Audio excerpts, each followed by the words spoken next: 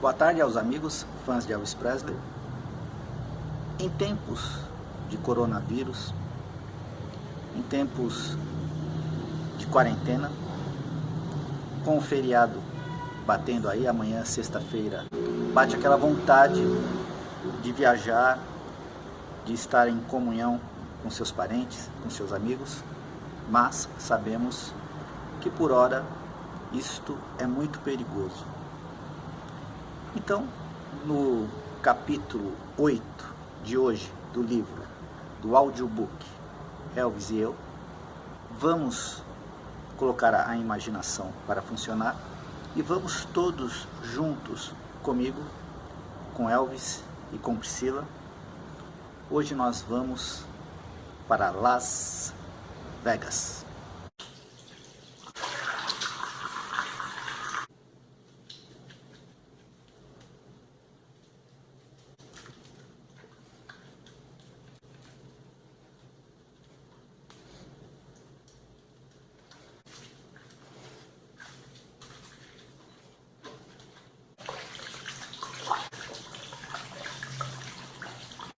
Elvis e Eu, capítulo 8.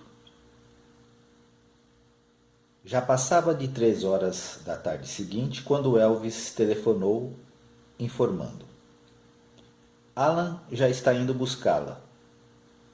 Alan Fortas era outro dos seus empregados. Quando chegamos à casa, encontrei Elvis lá em cima, vestindo-se. Assim que me viu, ele beijou-me e perguntou: Gostaria de ir a Las Vegas?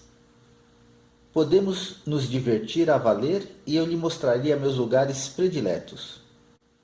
Sem compreender sua contradição em relação à minha permanência com os Barres na noite anterior e me sentindo apreensiva para fazer qualquer pergunta, limitei-me a dizer: Adoraria. Quando? Esta noite. Vamos pegar o ônibus e partir por volta de meia-noite.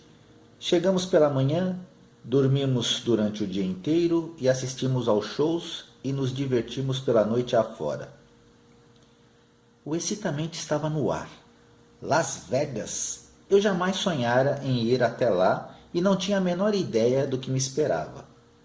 Na verdade, não me importava para onde fôssemos, desde que eu estivesse em sua companhia.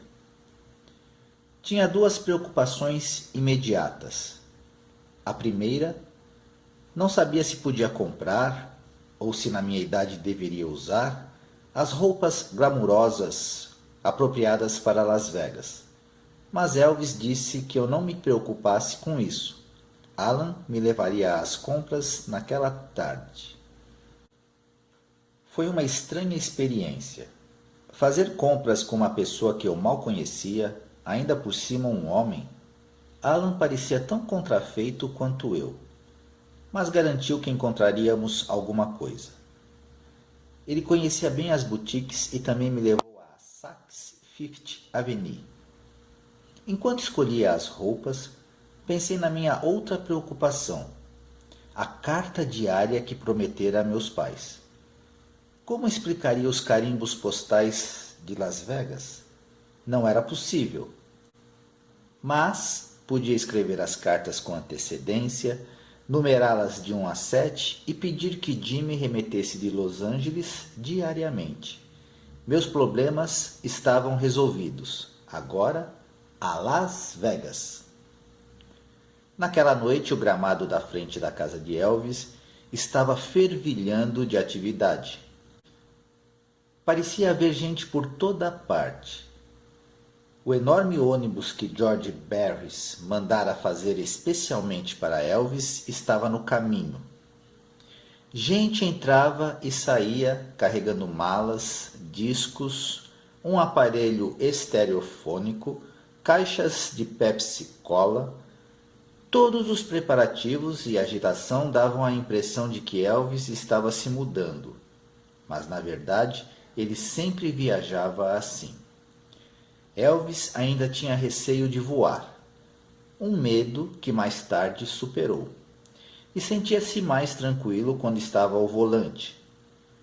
Como não sabíamos por quanto tempo ficaríamos, Alan e Jenny Smith providenciaram tudo o que Elvis gostava, a fim de que ele pudesse se sentir tão confortável como se estivesse em casa. Eu me sentia feliz. Era a primeira vez que estaríamos juntos, sem restrições ou horário para voltar. Pouco antes da meia-noite, todos se reuniram em torno do ônibus. Era o momento de se despedir de quaisquer visitantes que o círculo habitual deixaria para trás. Elvis vestia camisa branca, calça preta, luvas pretas e seu eterno cap de iatista. Ao partirmos, ele gritou pela janela: "Vamos voltar." Pegamos a estrada para Las Vegas, no estado de Nevada. Eu não sabia para onde estava indo, mas a perspectiva de aventura me fascinava. E também me sentia orgulhosa. Ginny sentava à direita, eu no meio, Elvis ao volante. Soube que Elvis sempre preferia guiar à noite, pois era mais fresco e havia menos tráfego. Ele parecia adquirir uma vida intensa à noite. Havia uma enorme diferença entre o Elvis durante o dia e o Elvis noturno. Depois que o sol se punha, outra personalidade assumia o controle e naquela noite em particular ele estava em grande forma. No intervalo entre filmes, longe do Coronel Parker, livre das pressões e responsabilidades, ele podia relaxar e se divertir. A caminho de Las Vegas, escutávamos músicas, comíamos e bebíamos Pepsi. No banco da frente, Elvis e Ginny pilheriavam em sua linguagem especial. Elvis dizia alguma coisa e Ginny respondia com um absurdo total. Quando a conversa parava, os dois se lançavam em ataques surpresa, socando um ao outro. Se Ginny achava que acertara um bom golpe, saía correndo para o fundo do ônibus, sabendo que Elvis sempre se recuperava e partia em seu encalço. As brincadeiras continuaram durante a maior parte da extenuante viagem através do deserto. Eu me sentia fora de sintonia com as piadas particulares e as brincadeiras clamorosas. Era evidente que a turma percebia cada ânimo de Elvis. Eu ainda não me ajustara. Chegamos a Las Vegas por volta das 7 horas da manhã. Eu estava cansada e dormia quando Elvis gritou: "Estamos entrando em Las Vegas. Olhe ao redor. Só se vê hotéis. É conhecida como a cidade do pecado. Não é isso mesmo, Smith?" Ginny murmurou uma de suas respostas absurdas e Elvis riu, como sempre. O lugar parecia sossegado.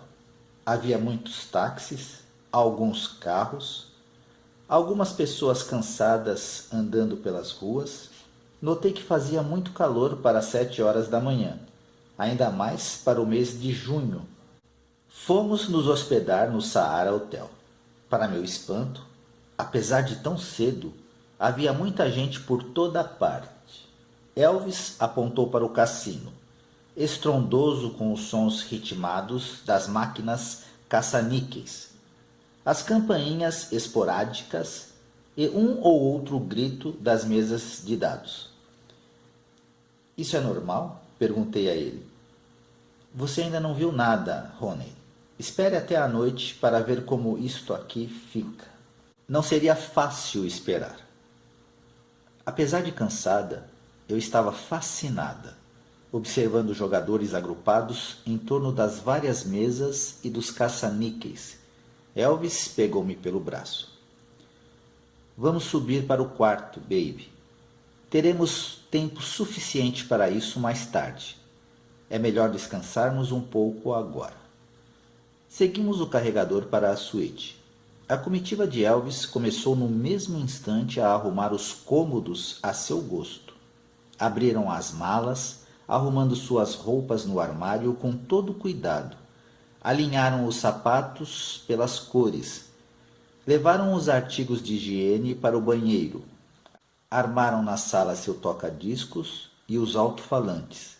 Reduziram a intensidade das luzes para criar o ambiente certo. Ligaram todos os aparelhos de televisão. Por que sempre fica com a televisão ligada? Perguntei a Elvis. Porque me faz companhia, explicou ele. Quando está ligada, tenho a sensação de que há pessoas ao redor. Ele detestava entrar num cômodo silencioso e logo adotei também o hábito de ligar a televisão sempre que entrava num cômodo. 1 hora depois, todos se retiraram, deixando a suíte com a impressão de que estava ocupada há muito. Cada coisa em seu devido lugar. Elvis deu boa noite a todos e avisou que não deveriam nos acordar muito cedo. Ele trancou a porta do quarto, despiu-se e foi para a cama. Quando deitei ao seu lado, notei que ele estava tomando algumas pílulas para dormir, mas não dei muita atenção. Não sabia o suficiente para sequer desconfiar de alguma ameaça potencial. Eu sentia uma felicidade absoluta. Finalmente podíamos passar uma noite inteira dormindo juntos. Elvis me fitou e disse: Pode acreditar nisso, baby? Depois de tanto tempo, aqui está você. Quem poderia jamais imaginar que chegaríamos a isso? Não vamos nem pensar na sua volta. Agora, só devemos pensar em nos divertir. Pensaremos no resto quando chegar o momento. Suas palavras estavam começando a ficar engroladas. As reações eram mais lentas. Ele me abraçou firme, murmurando várias vezes: Estou contente por ter você aqui. E depois, o silêncio. Olhei para os vidros de pílulas na mesinha de cabeceira e compreendi que ainda tinha competição. Final do capítulo 8. Emocionante, não? Uma menina tão jovem, lá na Alemanha, e de repente Elvis, com um telefonema, traz ela para seu mundo, um mundo realmente de sonhos, onde quase tudo era possível. Eu volto semana que vem. Uma ótima sexta-feira santa, um ótimo final de semana prolongado. Elvis Forever.